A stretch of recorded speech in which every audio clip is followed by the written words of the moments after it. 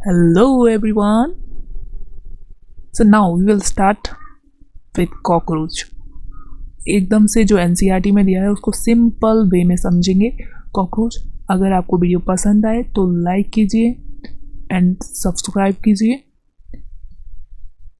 Okay, और ज़्यादा से ज़्यादा लोगों तक शेयर कीजिए। तो लेट्स स्टार्ट। सबसे पहले कॉकरोच कहाँ से बिलोंग करता है इसको जानेंगे, मतलब उसकी आइडेंटिटी जानेंगे। तो कॉकरोच, कॉमन कॉकरोच जो है पेरिप्लेंटिया अमेरिकाना कॉमन कॉकरोच है, जिसका हमारी एनसीईआरटी में जिक्र किया गया है।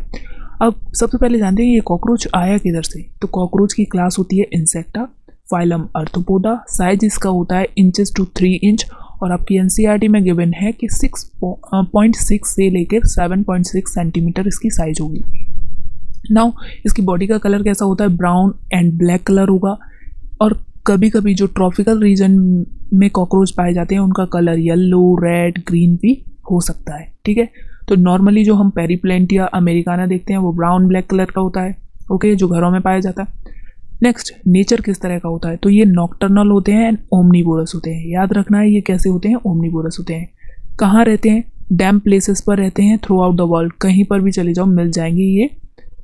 नाउ बॉडी किस तरह की होती है, इनकी बॉडी किस तरह की होती है, तो लॉन्ग एंटीना होता है, लेग होते हैं, और flat extension of upper body होती है जिसे हेड बोलेंगे। ठीक, तो यहाँ पर हमें समझ में आ गया कि कॉकरोच जो है वो कहाँ से बिलोंग कर रहा है और इसका क्या क्या फीचर है, किस तरह का दिखता है। Okay, now come to the next point.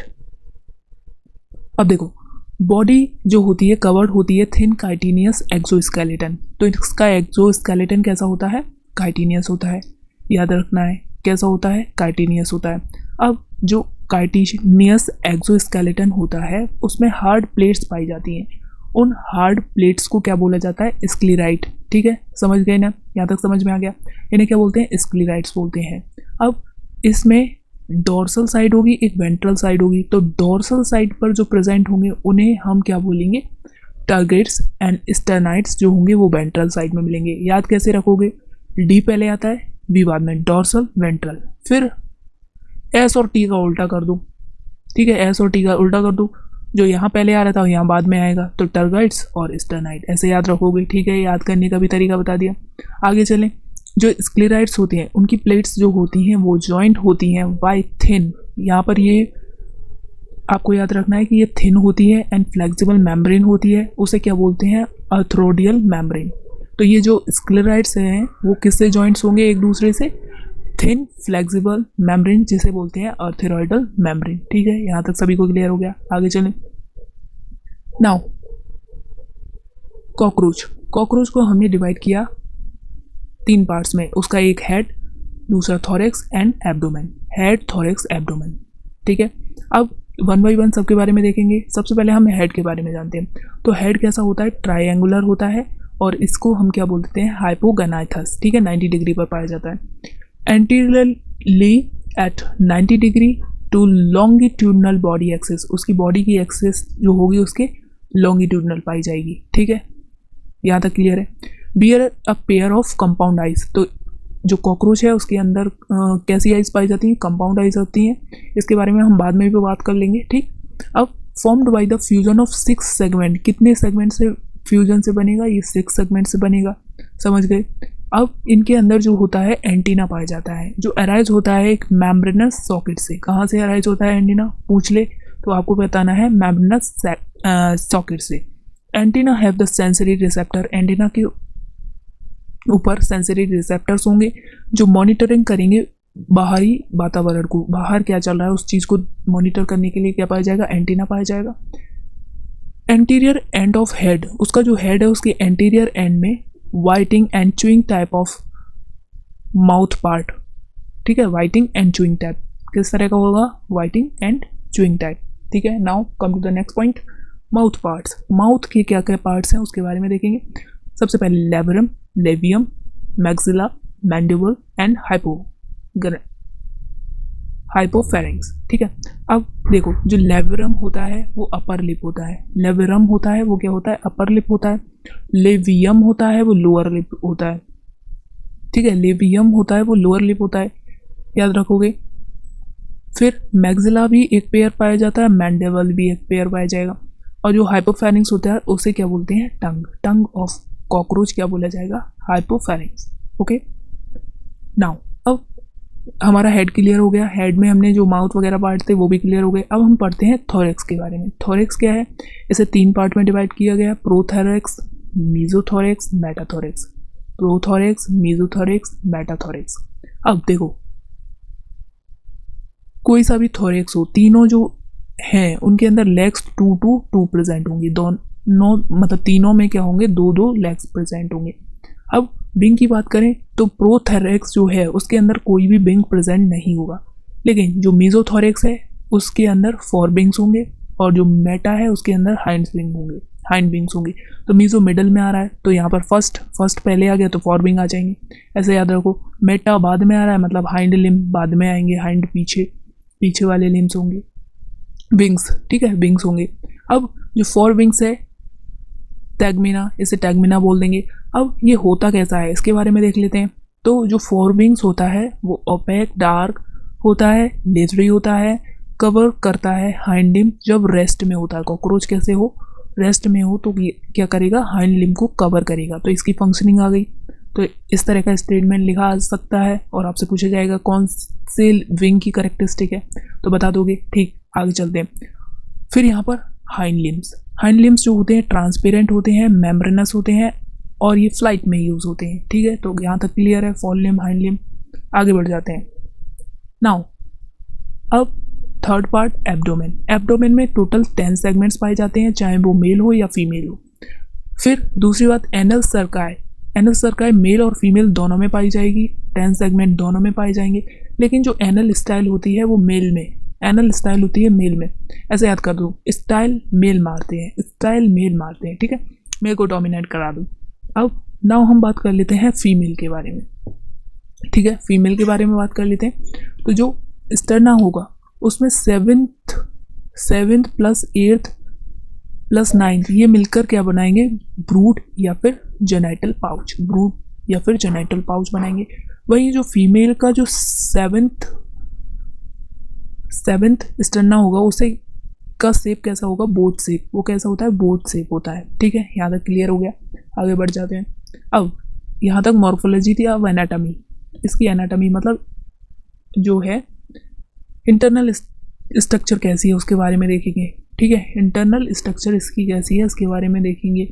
आगे चलें तो सबसे पहले हम डाइजेस्टिव सिस्टम, फिर blood vascular system, respiratory, excretory, nervous and reproductive system, इतने सिस्टम के बारे में इसमें बात करेंगे। ठीक है, नाउ स्टार्ट। सबसे पहले हम डाइजेस्टिव सिस्टम के बारे में देख रहे हैं। तो देखो, सबसे पहले माउथ से क्या होगा, फेरिंग्स से आइसोफेगस से क्रॉप से गिजार्ड।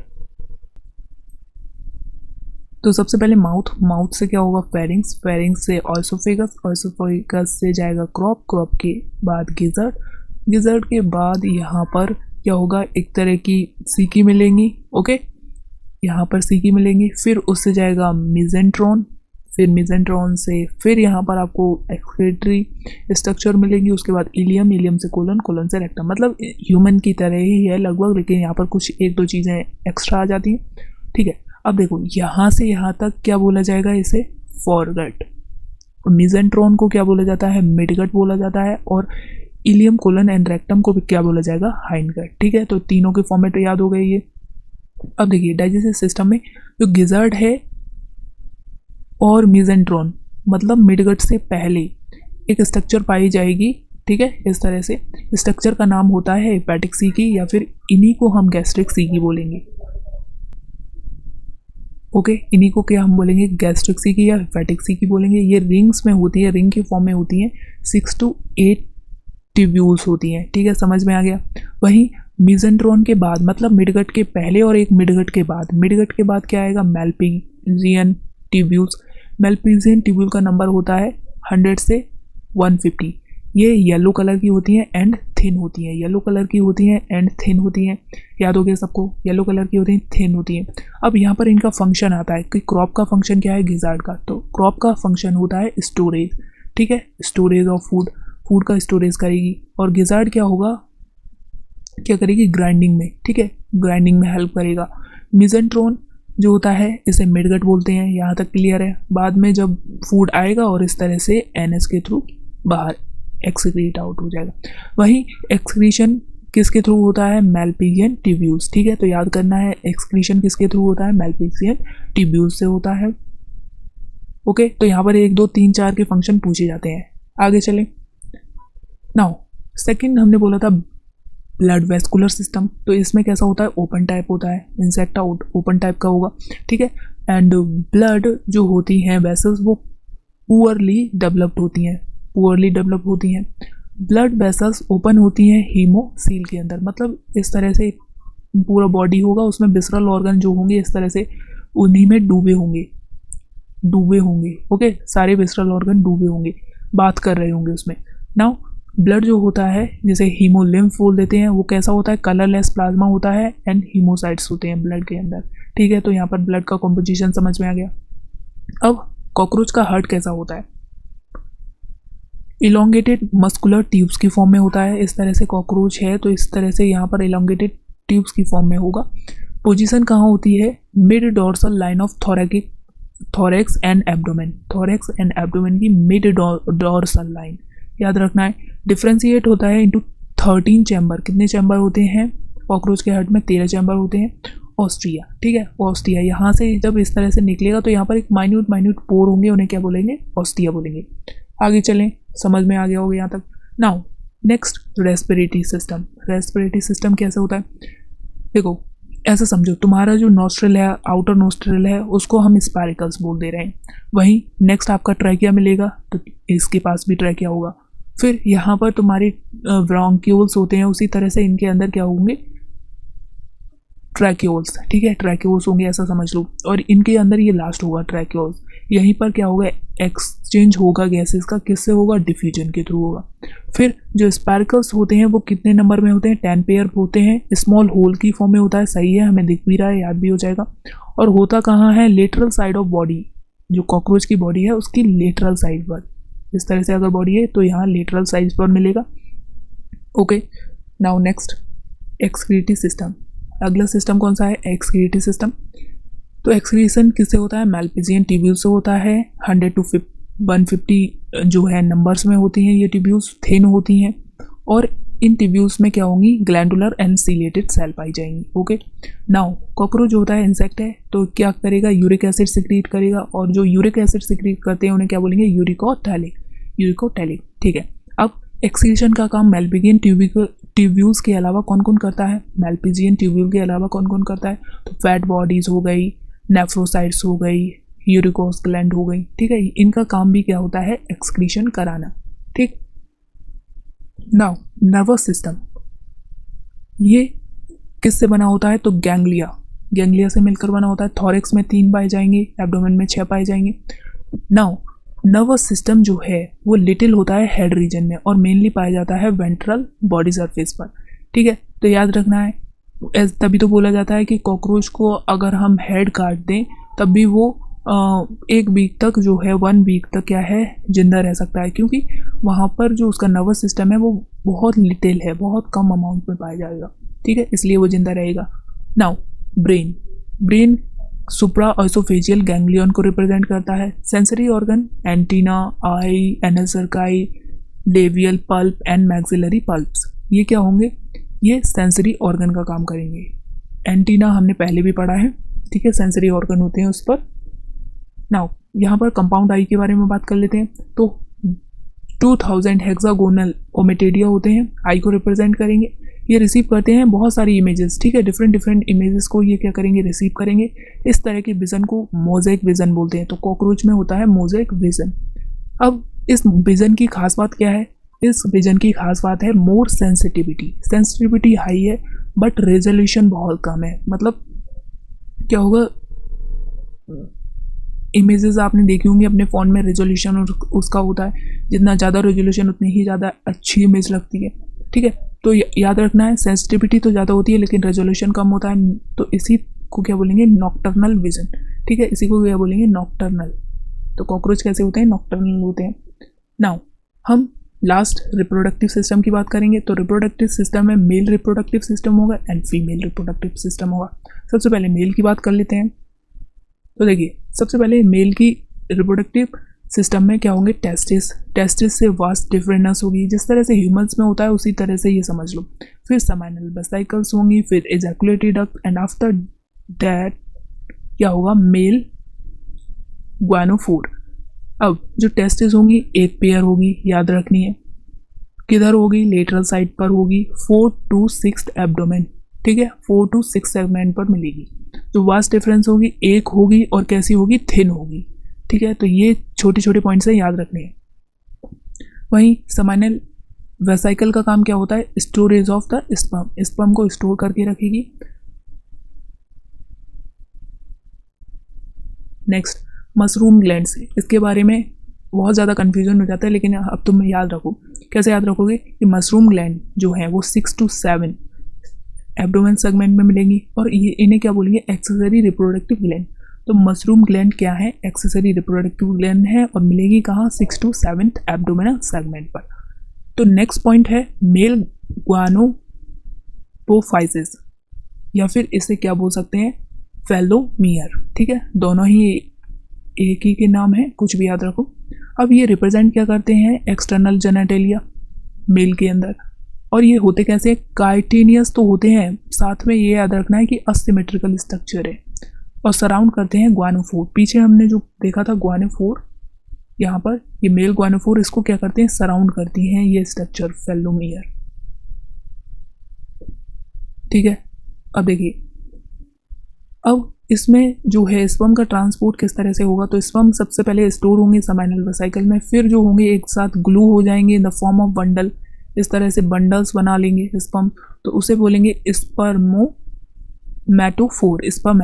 क्या बोलेंगे, स्पर्मेटोफोर। अब ये स्पर्मेटोफोर क्या होंगे, डिस्चार्ज हो जाएंगे ड्यूरिंग कॉपुलेशन के समय क्या होगा, ये स्पर्मेटोफोर डिस्चार्ज हो जाएंगे।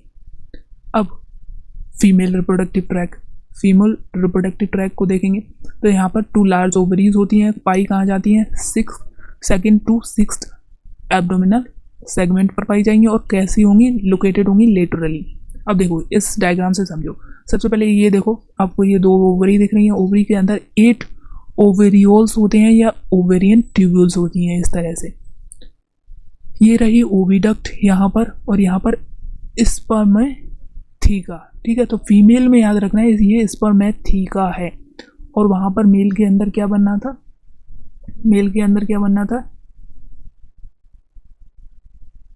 कमेंट करके बताओ जल्दी, स्पर्मेटोफोर बनना था, ठीक है। तो दोनों शब्द क्या हैं, याद रखनी है। ओविडक्ट, कॉमन ओविडक्ट, इसी को क्या बोल देंगे, वजाइना बोल देंगे। अब यहाँ पर ये रेड कलर से आपको इस तरह से दिख रही हैं, तो ये क्या है, कोलेटरल ग्लैंड्स हैं। वहीं यहाँ पर एक छोटा सा इस तरह का प्रोजेक्शन दिखेगा, उसे ग्वानोपोफाइसिस से बोलेंगे, एंड जेनेटल चैम्बर, ठीक है। तो ये तो इसका स्ट्रक्चर है, किस तरह से रिप्रोडक्टिव स्ट्रक्चर रहेगा। नाउ स्पर्म ट्रांसफर कैसे होगा, ठीक है। तो स्पर्म क्या होगा, सबसे पहले किसकी फॉर्म में होगा, स्पर्मेटोफोर, और ये कहाँ पाया जाएगा, 6 सेगमेंट पर। अब जब फर्टिलाइजेशन होगा तो उस समय क्या होगा, फर्टिलाइज एग्स हो जाएगा, उसके बाद जो फर्टिलाइज एग्स हैं वो एनक्लोज हो जाएंगे एक कैप्सूल लाइक स्ट्रक्चर में, उसको क्या बोलेंगे, उथिका, उसे क्या बोलेंगे, उथिका बोलेंगे। एक एवरेज फीमेल जो होती है वो प्रोड्यूस करती है 9 to 10 उथिका, ठीक है, 9 to 10 उथिका प्रोड्यूस करती है, और 14 to 16 एग्स होंगे पर उथिका। हर एक उथिका में कितने होंगे, 14 to 16 एग्स होंगे, और उथिका का नंबर होगा 9 to 10, याद रखना है इसे। उथिका जो होगा ग्लूड हो जाएगा असूटेबल सरफेस, जैसे क्रैक्स एंड सर्वाइसेस पर ये क्या होगा, ग्लूड हो जाएगा, वहाँ पर उसका डेवलपमेंट होगा उसका। ओके, यहाँ पर उथिका क्या है, उसका बता रखा है, dark reddish and black brown colour का होता है, लगभग 8 mm लॉन्ग होता है, ठीक है। तो उथिका का साइज भी याद रखना है। नाउ इसके डेवलपमेंट की बात करें तो डेवलपमेंट जो होता है निम्फल स्टेज के थ्रू होता है। जो पेरिप्लेंटिया अमेरिकाना है उसके अंदर किस तरह का डेवलपमेंट देखा गया है, प्लूरोमेटाबोलस, डेवलपमेंट देखा गया है, तो इसका नाम याद रखना है आपको। नेक्स्ट यहाँ पर निम्फ, जो निम्फ होता है इसका लार्वा, वो ग्रो करता है 13 मोल्टिंग के बाद क्या बन जाता है, एक एडल्ट में कन्वर्ट हो जाता है। फिर जो नेक्स्ट टू लास्ट मतलब 12th मोल्टिंग के समय जो निम्फल स्टेज है उस पर क्या पाए जाएंगे, विंग पैड्स पाए जाएंगे। ओके, और अगर पूछे कि एडल्ट के अंदर ही विंग्स पाए जाते हैं तो ये सही बात है, सिर्फ एडल्ट के अंदर विंग्स पाए जाएंगे और 12th मोल्टिंग के बाद जो निम्फ होगा उसके पास विंग पैड्स मिलेंगी। ठीक है, तो यहाँ तक था। अगर अच्छा लगे तो सब्सक्राइब कीजिए, लाइक कीजिए। ओके।